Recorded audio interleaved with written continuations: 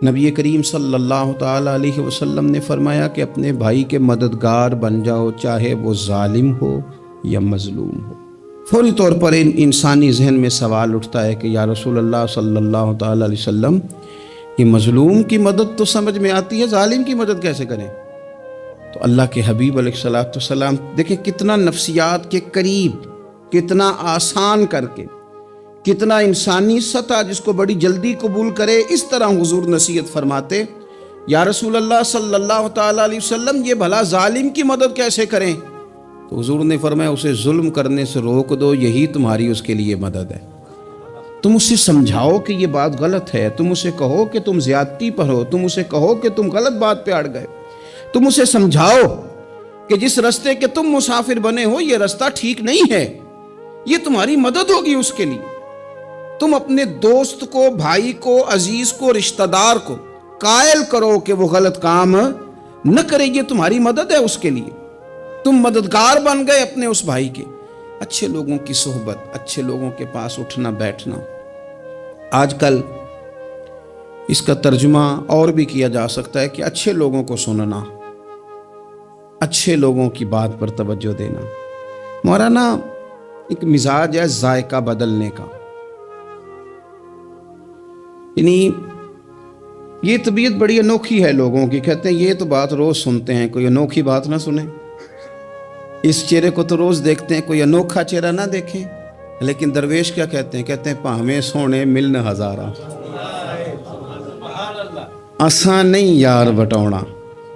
او بھائی یہ مطلب سنو تو صحیح جی فلانا کیا کہہ رہا ہے۔ او بھائی خدا کے بندے پہلے تو اپنوں کی تو سن لے، وہ تو سمجھ لے، اس پر تو تھوڑا سا تو غور کر لے۔ ہم اس طرح الجھ جاتے ہیں اور قصداً الجھاؤ پیدا کرتے ہیں، ادھر بھی تھوڑا گئے، ادھر بھی تھوڑا گئے، اتنی بھی تھوڑی سنی، ٹھیک ہے، یہاں تو آپ پھر اتنا وقت رکھتے ہوں کہ سب کی بات سنیں اور اتنی صلاحیت رکھتے ہوں کہ اس کو پرکھ بھی سکیں، اور آپ اپنی ذہنی سطح پہ لا کے پھر صحیح کو صحیح کہنے کی طاقت رکھتے ہوں، غلط کو غلط کہنے کی اور جاننے کی صلاحیت رکھتے ہوں، تو آپ یہ کام کریں۔ لیکن اگر ایسا نہیں ہے تو پھر تو آپ اثر قبول کریں گے، پھر تو معاملات اور طرح کے ہو جائیں گے۔ اس لیے کوشش کریں کہ صالحین کی سنگت، نبی پاک صلی اللہ تعالیٰ علیہ وسلم نے فرمایا، میرا خیال ہے اس عنوان پر اس سے زیادہ قیمتی بات نہیں ہو سکتی۔ اللہ کے حبیب علیہ الصلوۃ والسلام نے فرمایا کہ انسان اپنے دوستوں کے دین پہ ہوتا ہے۔ اوئے ہوئے، اتنی بڑی بات فرمایا، انسان اپنے دوستوں کے مذہب پر ہوتا ہے۔ اس لیے سوچ کے بنایا کرو کہ یار کسے بنا رہے ہو، غور کر لو اس کو، دوستی کو، یارانے کو، اٹھنے بیٹھنے کو معمولی سا کام نہ سمجھنا، آنے جانے کو، سفر کرنے کو معمولی سا کام نہ جاننا۔ بندہ اپنے دوستوں کے مذہب پہ ہوتا ہے، اس کے منہ میں زبان اپنی ہوتی ہے۔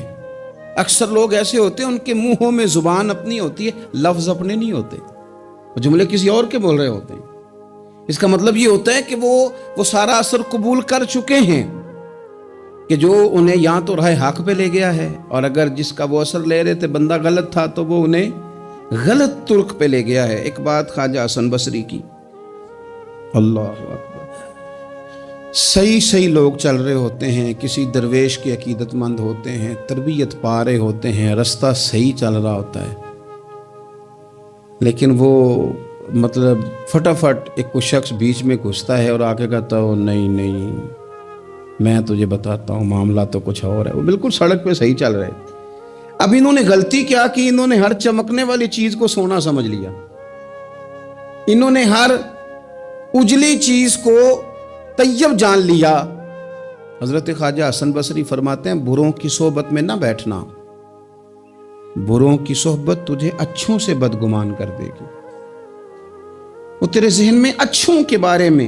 حضرت پیر چندن شاہ صاحب رحمۃ اللہ تعالیٰ علیہ، آل و مہار شریف والے، حضرت پیر چندن شاہ صاحب رحمۃ اللہ علیہ کے پاس ایک نوجوان آیا تو پیار ہو گیا، وہ بیٹھنے لگا، طریقت سیکھنے لگا۔ وہ لوگ بھی بڑے خالص تھے، انہیں مریدوں کی صورت میں طاقت نہیں چاہیے ہوتی تھی، بلکہ انہیں مریدوں کی صورت میں وہ لوگ چاہیے ہوتے تھے جو ان کا پیغام آگے پہنچائیں۔ جو ان سے وہ سیکھیں، جو وہ سکھا کے انہیں دیندار بنانا چاہتے ہیں۔ تو بچہ بیٹھ گیا، حضرت بھی بڑا ہی پیار کرنے لگے، اسے دین سمجھانے لگے۔ تو اس کے والد صاحب پیچھے سے آئے اور آگے کہنے لگے پتر چل گھر چلیے۔ کہنے لگے جی ابا جی اور میں تے نہیں جانا، میں تے اتھی رہنا ہے۔ کہنے لگا پتر چل میں بڑے پیر ویکھے نے۔ تو بیٹا بیٹھتا تھا نا صحبت میں تو کچھ میٹھی باتیں اور خوبصورت جملے اسے بھی سمجھ میں آ گئے تھے۔ کہنے لگا ابا جی تساں تے بڑے ویکھے نے، تانوں نہیں نہ کسے ویکھیا۔ یہ تیری نظر کا کمال ہے کہ میری زندگی کا سوال ہے، تجھے نہیں نہ کسی نے دیکھا، مجھے تو دیکھ لیا۔ میری مجبوری ہے کہ میں کسی کی نظر میں آ گیا، اور نظر کی جولانیاں نہ پوچھو۔ نظر تو وہ ظالم نظر ہے، اٹھے تو بجلی پناہ مانگے اور گرے تو خانہ خراب کر دے۔ اس لیے میں تو نظر میں آ گیا ہوں، مجھے بتائیں میں کدھر جاؤں، میرا معاملہ اور طرح کا ہو گیا۔ تو عزیز دوست آپ یہ دیکھیں کہ آپ کسی صالح بندے کی صحبت میں جا رہے ہیں اور یکدم ایک شخص آیا ہے، اس نے آ کے سارا معاملہ روک دیا۔ بروں کی صحبت اچھوں سے بدگمانی پیدا کرتی۔ آپ کے دوستوں کا ٹھیک ہونا بڑا ضروری ہے، حلقہ احباب کا درست ہونا بڑا ضروری۔ آپ نے تھوڑا سا بھی جس کے ساتھ سفر کرنا ہے نا، اس بندے کا بھی ٹھیک ہونا بڑا ضروری ہے، ورنہ انسانی ذہن میں بعض لوگ ایسے سوالات چھوڑ دیتے ہیں کہ وہ سوالات نہیں ہوتے، وہ وسوسے ہوتے ہیں۔ وہ تو ایک جملہ کہہ کے گزر گیا، اور انسان ہے کہ وہ لڑتا رہا، جدوجہد کرتا رہا۔ مجھے بڑی اچھی طرح بات یاد ہے، میں اپنے احباب میں سے سمجھ لیں یا بہن بھائیوں میں سے نہ کسی کے ساتھ کو تھوڑا بہت خیر کا کام کرتا تھا اپنی توفیق کے مطابق۔ تو ایک دن میں دوبارہ سے اسی سلسلے میں اپنی خدمت کے لیے حاضر ہوا تھا، تو میں واپس لوٹا تو ایک صاحب مجھ سے کہنے لگے کنا کچھ تو سائیں پار چانا ہے، دیکھ رہے ہیں سالوں گزر گئے۔ میں آپ کو اپنی بات بتاتا ہوں، تو واقعی میرا ذہن الجھنے لگ گیا۔ واپس آنے تک میں نے کہا یار یہ کب تک، یعنی کہ تو ہر روز کوئی نہ کوئی بات سنا دیتے ہیں کہ فلانی بھی مجبوری ہے، فلانی بھی، کب تک یہ کرنا ہے؟ میرا ذہن خاصا الجھ گیا اور میں بڑی عجیب سی کیفیت میں چلا گیا۔ میں اسی پریشانی کے عالم میں تھا کہ میں نے طبقات امام شورانی کھولا، ویسے ہی بائی دوے تو سامنے ایک بزرگ کا قول آ گیا۔ وہ کہنے لگے یاد رکھنا بندے بندوں کے محتاج نہیں، بندے رب کے محتاج ہیں۔ اور اگر کوئی بندہ کسی کا بھلا کرتا ہے نا تو بس اللہ نے اس کی ڈیوٹی لگائی ہے، باقی دے اللہ ہی راہ ہے۔ بندے بندوں کے محتاج، اگر کوئی بندہ کسی کو کچھ دیتا بھی ہے تو وہ اللہ کی دی ہوئی ڈیوٹی سر انجام دیتا ہے۔ بندے او ہو میرا تو رو رو کے برا حال ہو گیا۔ اور میں نے کہا تو کیا سوچنے لگ گیا تھا، تو کچھ ہے؟ میں مسکین پرانا خادم، کسے در ملی نہ ٹوئی، تے واصف یار نے نظر جو کیتی تے واصف ہی ہوئی۔ وہ پتہ سارا ہے نا سردار نو کیتیاں دا، اے دا پردہ چپایا ہی چلو بھلا ہو سی۔ الجھے نہیں، لوگ الجھا دیں گے آپ کو، چھوٹی سی بات کریں گے آپ الجھ نہیں، آپ کہیں گے اوہ میری وجہ سے چل رہا، تیری وجہ سے کچھ بھی نہیں چل رہا، کچھ بھی نہیں تیری وجہ سے چل رہا۔ بڑے بڑے تھے جو قبروں میں لیٹ گئے، ہوئے نامور بے نشاں کیسے کیسے، اور زمین کھا گئی نوجوان کیسے کیسے۔ کہاں میرے بھائی کسی کی وجہ سے نہیں، یہ نظام میرے رب کا ہے اور میرے مالک کی قدرت سے چل رہا ہے، یہ نبی کریم علیہ السلام کی نگاہ کرم سے چل رہا ہے۔ اس لیے الجھے نہیں، آپ کو لوگ الجھائیں گے، کہیں گے کب تک جی آپ تو فلانا تو بس ایسے ہوگا، نہ الجھے نہیں، کبھی نہیں الجھے۔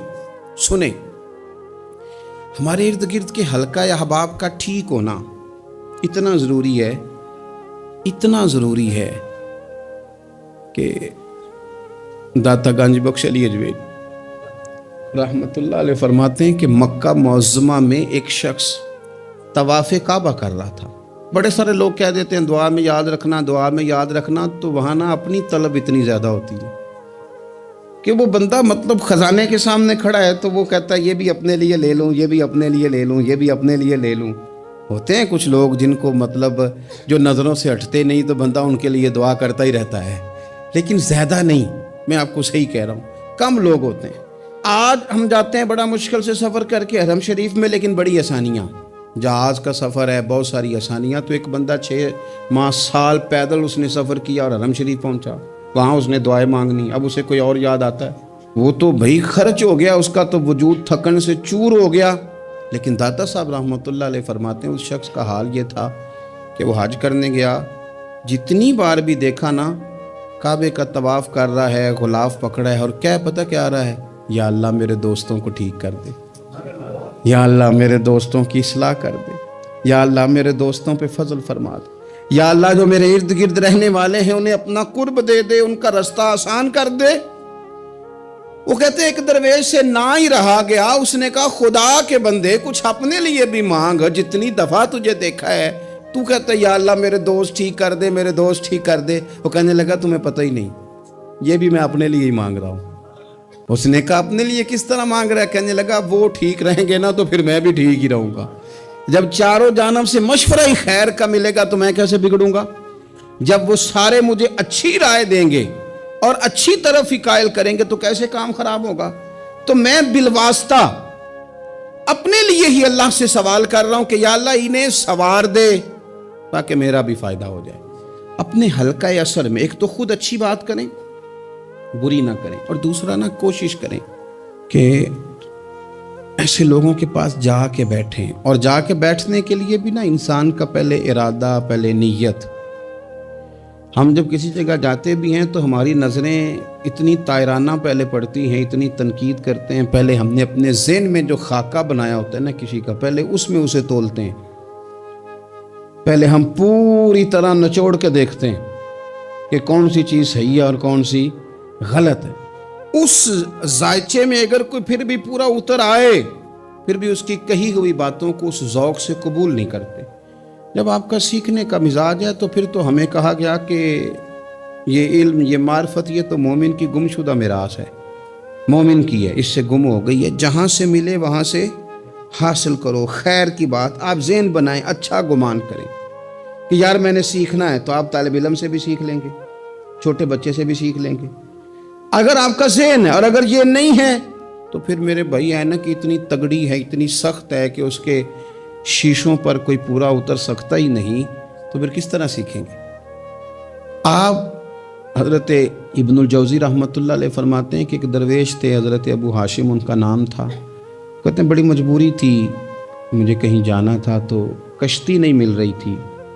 اچانک ایک کشتی گزرنے لگی تو میں بھی سوار ہونے لگا تو ملاح نے مجھ سے کہا کہ یہ ایک صاحب بیٹھے ہیں، بڑے امیر ہیں، ساتھ ان کی کنیز ہے، انہوں نے مجھ سے بک کر لی ہے ساری کی ساری. کی عقیدہ سی سالم کرا لیا ٹانگا، وہ ساری کی ساری بک کر لی ہے تو میں تو کسی کو نہیں بٹھا سکتا. تو وہ جو صاحب بیٹھے تھے بڑے سیٹھ آدمی تھے، کہنے لگے میاں آپ کسی اور کشتی میں بیٹھو. جو ان کی کنیز تھی نا وہ کہنے لگی چہرے سے کوئی نیک آدمی لگتا ہے، چلو اتنی سواریوں کی جگہ ہے، کسی کونے خدرے میں بیٹھ جائے گا، ہمارا کیا جائے گا. کہا اچھا چلو آ جاؤ.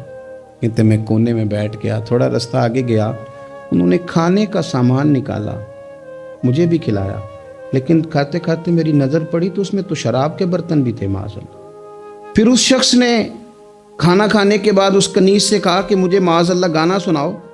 وہ گانے گانے لگی، یہ میری طرف متوجہ ہونے لگا، مجھے کہنے لگا سنو. میں نے کہا میں یہ نہیں سنتا. پھر میری طرف شراب بڑھائی، میں نے کہا میں نہیں پیتا. تو کہنے لگا تو کیا سنتا ہے، تو کیا سنتا ہے؟ تو کہنے لگے میں سناؤں کیا سنتا ہوں. کہا سنائیے. فرماتے میں نے قرآن پاک پڑھنا شروع کر دیا. کچھ لوگ، میں آپ کو یقین سے کہتا ہوں، کچھ لوگ ایسے ہیں جن کی زندگی دور گزر گئی ہے مسجد سے.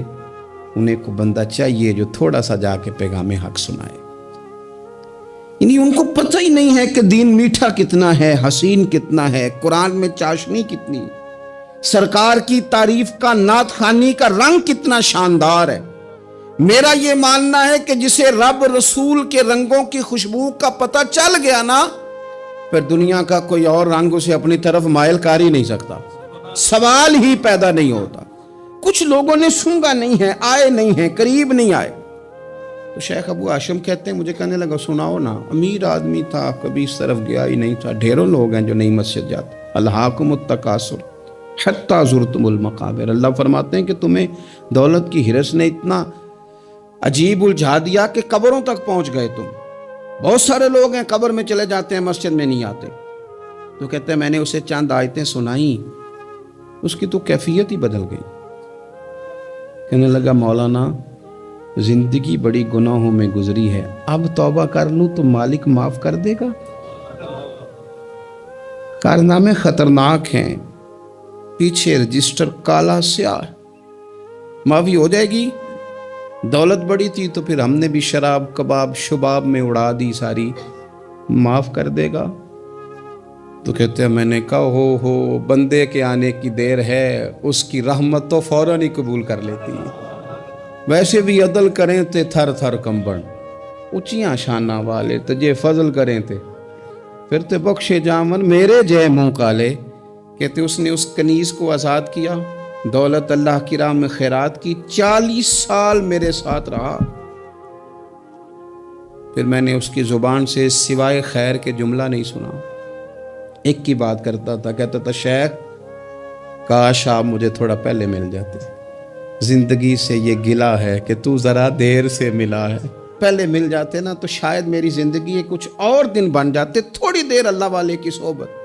آپ فرماتے ہیں پھر وہ 40 سال کے بعد میرے سامنے انتقال ہوا، میں نے ہی دفن کیا، میں نے ہی قبر میں اتارا، جنازے کا اہتمام بھی میں نے ہی کیا۔ میرا یار تھا، دل لگ گیا تھا، پیار ہو گیا، میں پریشان رہتا۔ ایک دن خواب میں مل کے مجھے کہنے لگا فکر نہ کر، میں نے اپنے رب کو بڑا ہی مہربان پایا ہے، میں نے اسے بڑا کریم پایا ہے، معاف کرنے والا پایا ہے، درگزر کرنے والا پایا ہے، اس نے فضل فرما دیا، میرے گناہوں پر اس کے عفو و درگزر کا قلم چل گیا ہے، اور میرے حق میں جو فیصلہ آیا ہے وہ رحمت والا ہی آیا ہے، فضل والا ہی فیصلہ آیا ہے۔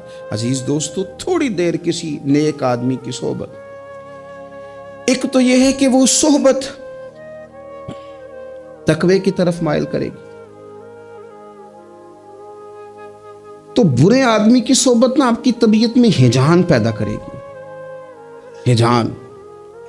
وہ لوگ ہی ہوتے ہیں جو مل کے کہتے ہیں چھوڑ ساری دنیا داری ہے، پیسے ہوں تو سارے ٹھیک ہیں، یہ لوگ ہی ہیں جو یہ سبق بھی پڑھاتے ہیں، وہ لوگ ہی ہیں وہ کہتے ہیں چھوڑ یار، کون سے درویش، کون سے مولوی، کون سے دیندار، سب اسی طرح کے ہی ہیں، یہ لوگ ہی ہیں جو کہتے ہیں چھوڑو میاں تم کس چکر میں پڑ گئے، ابھی تو اتنی عمر پڑی ہے۔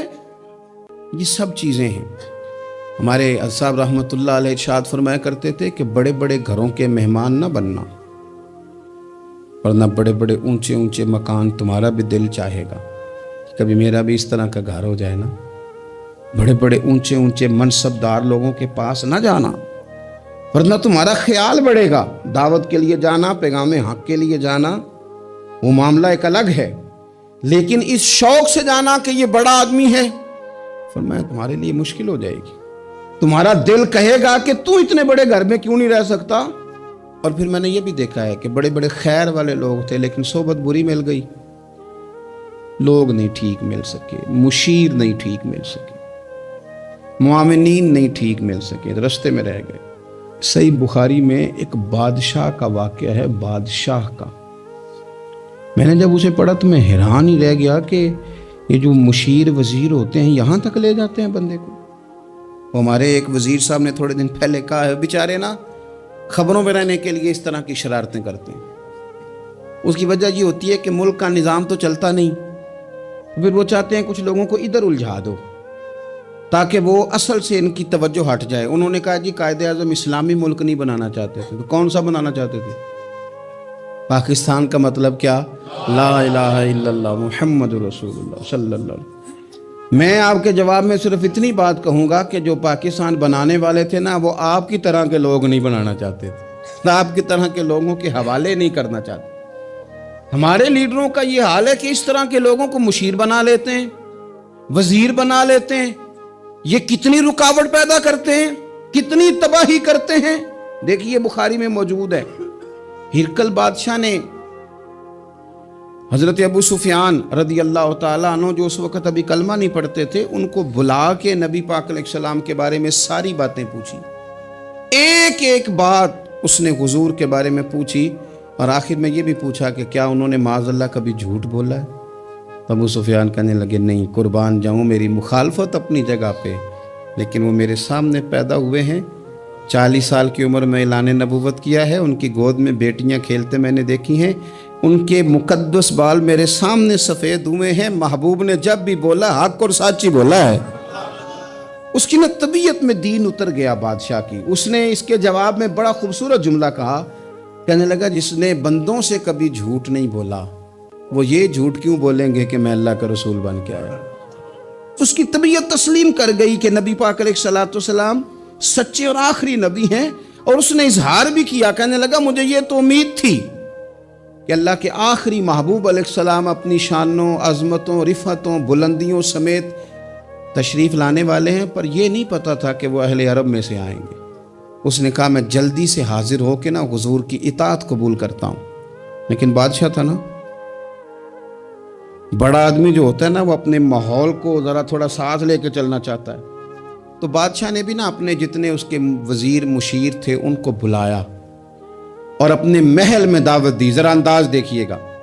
اور خود بالا خانے کے اوپر چڑھ گیا، دروازے بند کر لیے اور اوپر چڑھ کے نا انہیں بالا خانے سے جھانک کے کہنے لگا تمہیں بھی پتہ چل گیا، مجھے بھی پتہ چل گیا اللہ کے آخری رسول تشریف لے آئے صلی اللہ تعالی علیہ وسلم.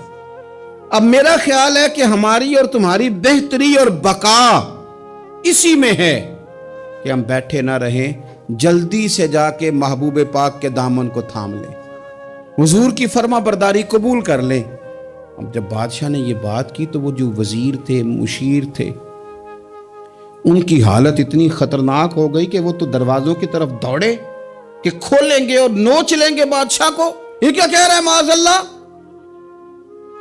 اس قدر زیادہ ان لوگوں نے اظہار کیا استغفر اللہ معاذ اللہ دین سے دوری کا. جب بادشاہ نے یہ کیفیت دیکھی نا، اوہو، بندے دیکھ کے رب رسول سے دور رہ گیا. کہنے لگا نہیں نہیں بھائی، نہیں، میں تو صرف تمہیں آزما ہی رہا تھا کہ تم اپنے دین کے ساتھ کتنے پختہ ہو. ہم نہیں کہیں بھی جا رہے، ہم یہیں رہیں گے، یہی ہمارا دین رہے گا. ان وزیروں نے، مشیروں نے، دوستوں نے، قریبی لوگوں نے رسول اللہ کی غلامی میں نہیں آنے دیا. اتنا برا اثر کرتے ہیں یہ مشیر وزیر، اتنا خوفناک حال کر دیتے ہیں انسان کا قریب رہنے والے لوگ کہ سامنے کرم کا دریا بہ رہا تھا لیکن اس کی بدقسمتی دیکھو، وہ دور اس لیے رہ گیا کہ اس کے دوست ٹھیک نہیں تھے، مشورہ دینے والے ٹھیک نہیں تھے، قریب رہنے والے ٹھیک نہیں، یہ دور رہ گیا. اور نجاشی کلمہ پڑھ کے محبوب کا مسلمان ہو گیا. اور حضرت عائشہ صدیقہ فرمایا کرتی تھی نجاشی وہ خوش قسمت مسلمان ہے کہ جب وہ دنیا سے گیا تو اس کی قبر سے بھی نور نکلا کرتا تھا. اس نے نہیں بادشاہ دیکھی، غلامی کی رسول کریم. اور اس نے اپنے مشیروں پر لوگ تو یہاں تک بری صحبت اثر کرے گی کہ وہ دین سے دور لے جائے گی. اور ایک تو ہے دین کے قریب آنا. یہ جو بات آخر میں کرنے لگا ہوں نا، یہ زیادہ توجہ طلب ہے. جو لوگ کہتے ہیں نا میرا دل نہیں بدلتا، جو لوگ کہتے ہیں میری کیفیت نہیں بدلتی، ذوق نہیں آتا، تو یہ حدیث بتاتی ہے کہ ذوق بھی کوئی خاص صحبت میسر آئے تو پھر ہی قائم رہتا ہے. وہ جو محبوب علیہ السلام نے فرمایا نا کہ اللہ کا بندہ وہ ہے جسے دیکھو تو رب یاد آ جائے. خاص لوگ ہوتے ہیں جن کی صحبت میں بیٹھنے سے انسان کا دل اللہ سے جڑتا ہے، رسول اللہ صلی اللہ علیہ وسلم سے جڑتا ہے، دین پر عمل کرنے کو طبیعت چاہتی ہے. ایسے لوگوں کی صحبت کتنی مفید ہے وہ ہمیں اس حدیث سے عکس کرنا ہے. حضرت حنظلہ رضی اللہ تعالیٰ عنہ اور مرکز وفا اور اس امت کے ادب اور عشق میں استاد حضرت ابو بکر صدیق رضی اللہ تعالیٰ عنہ، یہ دونوں حضور کی بارگاہ میں گئے. انداز کا اختیار کیا، کہنے لگے یا رسول اللہ صلی اللہ علیہ وسلم ہمارے دل کی تو کیفیات دو قسم کی ہیں. حضور جب ہم آپ کے پاس ہوتے ہیں نا، جنت اور دوزخ کا ذکر سنتے ہیں، ہمیں یوں لگتا ہے جنت اور دوزخ ہماری آنکھوں کے سامنے. دل کے اندر فوراً جذبات ابھر آتے ہیں کہ اب ہر خیر کا کام کرنا ہے، اب جنت ہی کی طرف مائل ہونا ہے. ہماری قلبی کیفیات، ہماری باطنی کیفیت بدل جاتی، نور نالا نور ہو جاتا ہے سارا کچھ. لیکن حضور جب ہم آپ کی بارگاہ سے اٹھ کے گھر جاتے ہیں، بال بچوں کے پاس جاتے ہیں، تو پھر وہ حال نہیں رہتا. یا رسول اللہ صلی اللہ علیہ وسلم یہ کیا ہے؟ تو محبوب نے کیا فرمایا؟ آپ یقین کریں جو اہل طریقت اور تصوف ہے نا، یہاں ان کی روحیں مچل جاتی ہیں. حضور فرمانے لگے حالت ایک طرح کی نہیں رہتی، ہاں اگر تمہاری وہی حالت رہے جو تمہاری میرے پاس ہوتی ہے، اگر کیفیت باطنیہ وہی رہے جو میری بارگاہ میں ہوتی ہے، تو فرمایا تم بستروں میں موجود ہوں اور فرشتے آ کے تم سے سلام کریں. تم ابھی رستوں میں ہو اور فرشتے تم سے ملاقات کریں. اگر تمہاری کیفیت وہ بن جائے جو یہاں ہوتی ہے, اگر تم اسی پر جم جاؤ, وہی حالت ہو جائے, تو پھر تو فرشتے گویا آئیں تمہاری زیارت کے لیے, تمہاری ملاقات کے لیے فرشتے آئیں. اگر کیفیات بدل جائیں کسی اللہ کے بندے کی بارگاہ میں بیٹھ کر, تو پھر اس کیفیت کو برقرار رکھنے کی کوشش کی جائے. اگرچہ حضور نے فرما دیا کہ کیفیات ایک جیسی نہیں رہتی, اور چلو میرے بھائی تھوڑی دیر کے لیے ہی صحیح, جتنی صحبت میسر آئے. شاید اسی لیے امام اعظم ابو حنیفہ رحمۃ اللہ علیہ کی عمر 60 سال سے زیادہ تھی. تو کسی نے پوچھا حضور کتنی عمر ہے؟ فرمایا عمر ہے 3 سال. حضرت آپ تو علم, عمل, روحانیت, معرفت کے شاہ سوار ہیں, تو ساری داڑھی سفید اور آپ کہہ رہے ہیں 3 سال. فرمانے لگے عمر وہی 3 سال ہے جو امام جعفر صادق کی خدمت میں گزر گئی. وہ کیفیات جو ان کی بارگاہ میں رہتی تھیں, وہ انداز جو ان کی بارگاہ میں رہتا تھا, جو ان کے پاس ہوتا تھا, وہ پھر کہیں اور میسر. ہر مشکل دی کنجی یارو ہاتھ مرداں دے آئی, اور مرد نظر کرے جس ویلے, اوئے ہوئے مرد نظر کرے جس ویلے, مرد نظر کرے جس ویلے, پھر مشکل رہے نہ کائی.